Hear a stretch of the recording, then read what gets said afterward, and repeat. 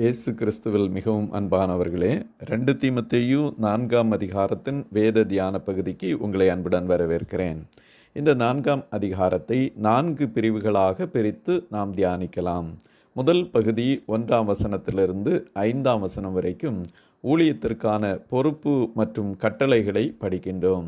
2வது பகுதி 6ஆம் வசனத்திலிருந்து 8ஆம் வசனம் வரைக்கும் பவுலின் இறுதி ஆவிக்குரிய அறிக்கையை குறித்து படிக்கின்றோம்.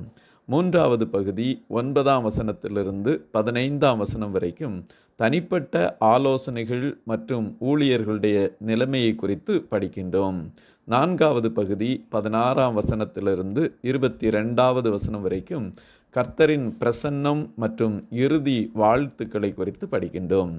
முதல் பகுதியிலே ஊழியத்திற்கான பொறுப்பு மற்றும் கட்டளைகளிலே வசனத்தை பிரசங்கிக்க வேண்டியதன் கட்டாயத்தை குறித்தும் ஆரோக்கியமான உபதேசத்தின் முக்கியத்துவத்தை குறித்தும் ஆண்டவர் தந்த ஊழியத்தை தீங்கு அனுபவித்தும் நிறைவேற்ற வேண்டும் என்பதை குறித்தும் கற்றுக்கொள்கின்றோம். முதல் வசனத்திலே உயிரோடு இருக்கிறவர்களையும் மரித்தவர்களையும் நியாயந்தீர்க்கப் போகிற கர்த்தராகிய இயேசு கிறிஸ்துவுக்கு முன்பாகவும் அவருடைய பிரசன்னமாகுதலையும் அவருடைய ராஜ்யத்தையும் சாட்சியாக வைத்து கட்டளையிடுகிறதாவது என்று சொல்லுகின்றார். நீதியாய் நமக்கு பலன் கொடுக்க வர இருக்கின்ற இயேசு கிறிஸ்துவின் நாமத்தினாலே கட்டளை கொடுக்கின்றேன். என்ன கட்டளை? சமயம் வாய்த்தாலும் வாய்க்காவிட்டாலும் ஜாக்கிரதையாய் திருவசனத்தை பிரசங்க பண்ணு, எல்லா நீடிய சாந்தத்தோடும் உபதேசத்தோடும் கண்டனம் பண்ணி கடிந்து கொண்டு புத்தி சொல்லு. பிரசங்கம் பண்ணு, உபதேசம் பண்ணு, கடிந்து கொள்ளு, புத்தி சொல்லு என்ற கட்டளைகளை கொடுக்கின்றார். ஆண்டவர் இயேசு கிறிஸ்துவும் அப்படியே நமக்கு இந்த கட்டளையை தந்திருக்கின்றார். நீங்கள் உலகமெங்கும் போய் சர்வ சிருஷ்டிக்கும் சுவிசேஷத்தை பிரசங்கியுங்கள் என்று. ஆகவே நாம் ஆண்டவர் இயேசு கிறிஸ்து நமக்கு தந்த கட்டளையை நிறைவேற்ற கடமைப்பட்டிருக்கிறோம். அதோடு கூட பரிசுத்த பேதுரு 1 பேதுரு 3:15 உங்களிடத்தில் விசாரித்து கேட்கிற யாவருக்கும் சாந்தத்தோடும் வணக்கத்தோடும் உத்தரவு சொல்ல எப்பொழுதும் ஆயத்தமாயிருங்கள். சமயம் வாய்த்தாலும் வாய்க்காவிட்டாலும் நாம் எப்பொழுதும் ஆயத்தமாயிருந்து கர்த்தருடைய சத்திய வசனத்தை சொல்லுவதற்கும் உபதேசம் பண்ணுவதற்கும் கடிந்து கொண்டு புத்தி சொல்வதற்கும் ஆயத்தமாயிருக்க வேண்டும் என்பதை புரிந்து கொள்ளுகின்றோம். அப்படியே செய்ய சர்வ வல்லவர் நமக்கு உதவி செய்வாராக. மக்கள் எப்படி இருப்பார்களாம்?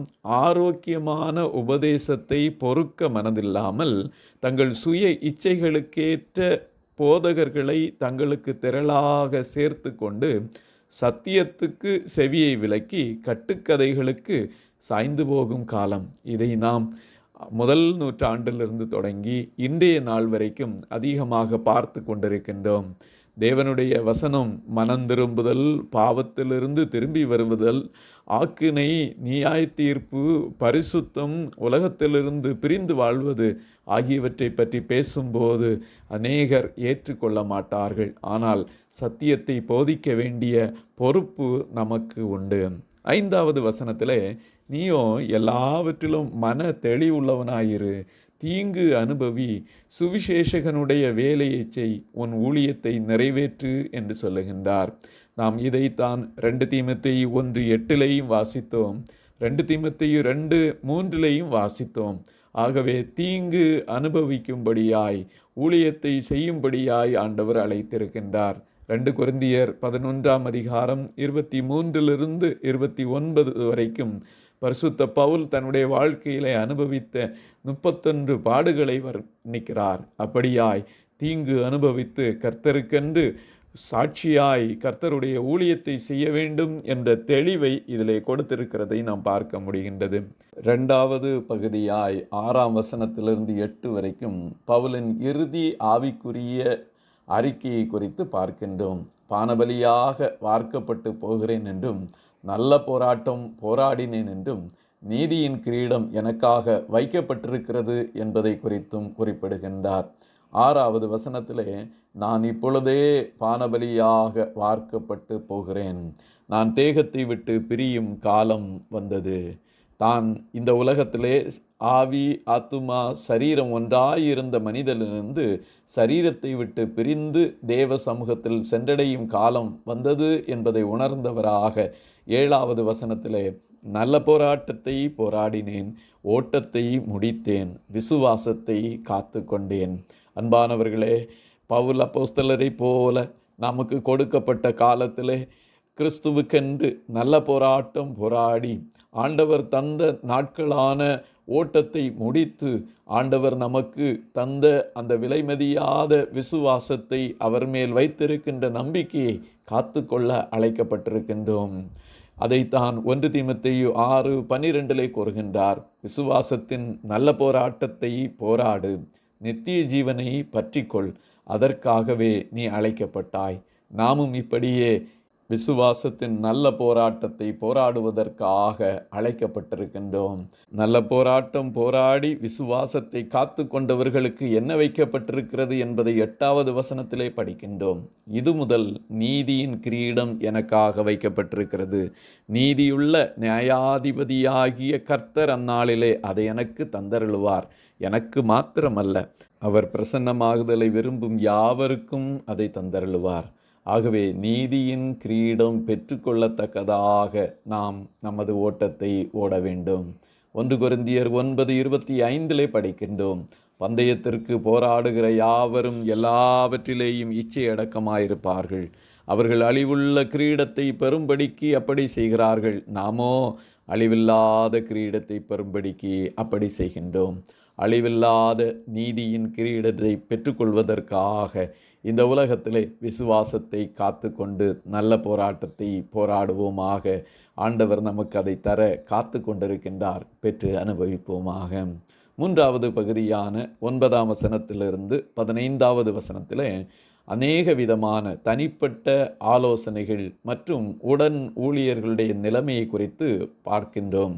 இவற்றிலே ஜாக்கிரதையாக இருக்க வேண்டும் என்பதை குறித்தும், சில வேளைகளிலே தனிமையாய் கைவிடப்பட்ட நிலைமையிலே இருந்தேன் என்பதை குறித்தும், மார்க்கு என்ற உடன் ஊழியனை அழைத்து வர வேண்டும் என்பதை குறித்தும் அவர் சொல்லுகின்றார். 9ஆம் வசனத்திலே சீக்கிரமாய் என்னிடத்தில் வரும்படி ஜாக்கிரதைப்படு என்று அழைக்கின்றார். ஊழியத்தின் கடைசி பகுதிக்கு வந்த பரிசுத்த பவுல் தன்னுடைய குமாரனாகிய தீமோத்தேயுவை காண வாஞ்சையாயிருந்து சீக்கிரமாய் என்னிடம் வா என்று அழைக்கின்றார். நம்முடைய வாழ்க்கையிலும் இப்படியே கர்த்தருக்கென்று நாம் செய்த அநேக காரியங்களை யோசித்து பார்க்கும்போது அப்படி நம்மோடு மிகவும் நெருங்கி இருந்தவர்களை அழைப்பது விருப்பமான ஒன்றுதான். 10வது வசனத்திலே தேமா என்று இவர்களோடு இணைந்து கர்த்தருடைய ஊழியத்தை செய்து கொண்டிருந்தவர் இந்த உலகத்தின் பிரபஞ்சத்தின் மேல் ஆசை வைத்து அவரை விட்டு பிரிந்து தெசலோனிக்கு போய்விட்டான் என்ற நிகழ்வை அவர்களுக்கு சொல்லுகின்றார்கள். அதே போல கிரேஸ்கே கலாத்தியா நாட்டிற்கும் தீத்து தல்மாத்தியா நாட்டிற்கும் போய்விட்டார்கள். இந்த உலகத்தின் மேல் ஆசை வைப்பது தேவனுக்கு விரோதமான பகை என்பதை யாக்கோபு 4:4 நாம் படிக்கின்றோம். பரிசுத்த பவுலோடு சேர்ந்து உழைத்த தேமாவும் கிரேஸ்காவும் தீத்துவும் பல்வேறு இடங்களுக்கு கடந்து போய்விட்டார்கள். கூட இருக்க வேண்டிய சூழ்நிலையிலே கூட இல்லை. ஆனால் 11ஆம் வசனத்திலே ஒரே ஒருவர் மாத்திரம் அவரோடு இருக்கின்றார். லூக்கா மாத்திரம் என்னோடே இருக்கின்றான். அன்பானவர்களே, நம்முடைய வாழ்க்கையிலும் பல நிலைமைகளிலே அநேகர் நம்மை விட்டு பல காரணங்களுக்காக பிரிந்து போய்விடுவார்கள். ஆனால் கர்த்தர் குறித்த தேவ பிள்ளைகள் நம்மோடு கூட எல்லா நாளும் இருப்பார்கள் என்பதை புரிந்து கொள்ள வேண்டும். அதே போல மார்க்குவை உன்னோடே கூட்டி கொண்டு வா. ஊழியத்தில் அவன் எனக்கு பிரயோஜனம் உள்ளவன், எனக்கு உதவி செய்தவனாய், என்னோடு எப்போதும் பிரயோஜனம் உள்ளவனாய் இருக்கின்ற மார்க்குவை கூட்டி கொண்டு வா என்று அழைக்கின்றார். ஆனால் மார்க்குவை முதல் மிஷனரி பிரயாணத்திலே பர்னபாவோடு வந்தபோது அவர் கடந்து சென்றபடியினாலே 2வது மிஷனரி பிரயாணத்திலே அவரை அழைத்து செல்ல விருப்பப்படவில்லை. ஆனால் தன்னுடைய வாழ்க்கையின் கடைசி பகுதியிலே மார்க்குவையும் அழைத்து வா என்று அழைக்கின்றார். அதே போல 12ஆம் வசனத்திலே தீகிக்குவை பவுலாகிய நான் எபேசுவுக்கு அனுப்பினேன், அவன் உன்னோடு கூட இருக்கிறான் என்பதை தெளிவுபடுத்துகின்றார்.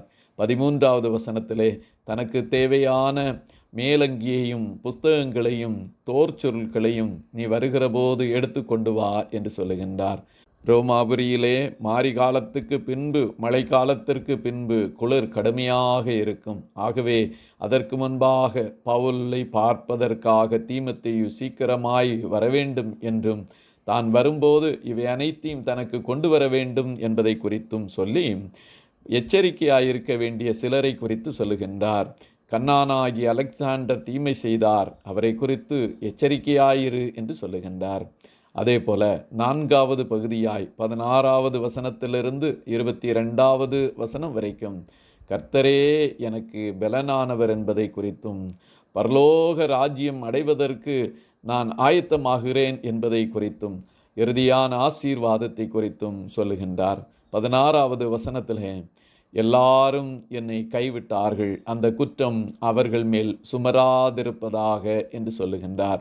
ரோமாபுரியிலே ராயனுக்கு முன்பாக நிற்கும்போது தனக்காக பேசுவதற்காக ஒருவர் கூட வரவில்லை, எல்லாரும் கைவிட்டு விட்டார்கள். ஆனால் கர்த்தர் எனக்கு துணையாய் நின்றார் என்பதை 17வது வசனத்திலே சொல்லுகின்றார். கர்த்தரோ எனக்கு துணையாக நின்று என்னாலே பிரசங்கம் நிறைவேறுகிறதற்காகவும் புறஜாதியார் எல்லாரும் கேட்கிறதற்காகவும் என்னை பலப்படுத்தினார். சிங்கத்தின் வாயிலிருந்தும் நான் ரட்சிக்கப்பட்டேன். உண்மையாகவே கர்த்தர்தான் அனைவருக்கும் உதவி செய்கிறவர், துணையாய் நிற்கிறவர். உலகத்திலுள்ள மனிதர்கள் சில நேரத்திலே இருப்பார்கள், நம்மை விட்டு கடந்தும் போவார்கள். நம்முடைய வாழ்க்கையிலும் யார் கைவிட்டாலும் கர்த்தர் நம்மை ஒருபோதும் கைவிட மாட்டார். அவர் நம்மை தப்புவிப்பார். சிங்கத்தின் வாய் என்றால் அவ்வளவு பொல்லாத மனிதர்களுடைய வாயிலிருந்து பவுலப்போஸ்தலன் தப்புவிக்கப்பட்டது போல இன்றைக்கும் ஆண்டவர் நம்மை தப்புவிக்க வல்லவராய் இருக்கிறார். 18வது வசனத்திலே கர்த்தர் எல்லா தீமையினின்றும் என்னை ரட்சித்து தம்முடைய பரம ராஜ்யத்தை அடையும்படி காப்பாற்றுவார்.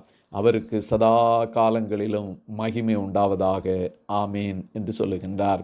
எல்லா தீமையினின்றும் பரிசுத்த பவுலை காப்பாற்றி ரட்சித்த ஆண்டவராகிய கர்த்தர் நம்முடைய அனைத்து வேளைகளிலும், விசேஷமாய் மரண வேளைகள் வந்தால் கூட அதிலிருந்து நம்மை தப்புவிக்க அவர் போதுமானவராக இருக்கின்றார். 19வது வசனத்திலே பிரிஸ்கில்லாளுக்கும் ஆக்கில்லாவுக்கும் ஒனேசிப்பு வீட்டாருக்கும் வாழ்த்துதல் சொல்லுகின்றார்.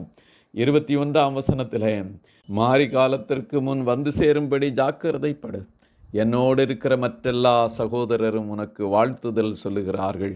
கர்த்தராகிய இயேசு கிறிஸ்து உன் ஆவியுடனே கூட இருப்பாராக, கிருபை உங்களோடு இருப்பதாக என்று வாழ்த்துதல் சொல்லுகின்றார். கிருபை உங்களோடு இருப்பதாக என்று ரோமாபுரியில் இருந்த சிறையில் இரத்த சாட்சியாக மரிப்பதற்கு காத்து கொண்டிருக்கையில் பரிசுத்த பவுல் இதை பதிவு செய்கின்றார். அவருடைய கடைசி வார்த்தை இவைகளே. அன்பானவர்களே, நம்முடைய வாழ்க்கையிலும் கிறிஸ்து மீது நாட்டம் கொண்டு அவர் மேல் விசுவாசம் வைப்போம் என்றால் இப்படியே மற்றவர்களையும் நம்முடைய வாழ்க்கையின் கடைசி பகுதியிலும் நாம் வாழ்த்த முடியும். அவர் கைவிடப்பட்டிருந்தார், ஆனால் கர்த்தரோ துணையாய் இருந்தார். நமக்கு கொடுக்கப்பட்ட ஊழியத்தை நாம் நிறைவேற்றுவதற்கு கர்த்தராகிய இயேசு கிறிஸ்து நமக்கு கட்டளை கொடுத்திருக்கின்றார். அதை நிறைவேற்றுவோமாக.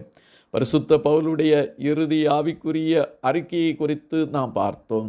நான் விசுவாசத்தை காத்து கொண்டேன், நல்ல போராட்டத்தை போராடினேன் என்று. நாமும் அப்படியே நல்ல போராட்டம் போராடி விசுவாசத்தை காத்து கொள்வோமாக. தன்னோடு இருந்த ஊழியர்களுடைய நிலைமையை குறித்து அவர் வெளிப்படுத்தி இருந்தார். பலர் இந்த உலகத்தின் மேல் ஆசை வைத்து கைவிட்டு போய்விட்டார்கள். ஆனால் ஆண்டவருடைய கிருபை நிமித்தமாய் உண்மையாய் நிலைத்திருக்கிற லூக்கா அவரோடு கூட இருந்தார். இந்த உலகத்தின் மனிதர்கள் யார் கைவிட்டாலும் கர்த்தர் கடைசி வரைக்கும் நம்மோடு கூட இருக்கின்றார் என்ற நம்பிக்கையோடு கூட நாம் கடந்து செல்வோமாக. நாம் கற்ற சத்தியத்திலே நிலைத்து நின்று கர்த்தருக்கு சாட்சிகளாய் வாழ்ந்து அவருடைய சித்தத்தையும் விருப்பத்தையும் நிறைவேற்ற தேவாதி தேவன் நம் அனைவருக்கும் உதவி செய்வாராக. ஆமீன், ஆமீன், ஆமீன்.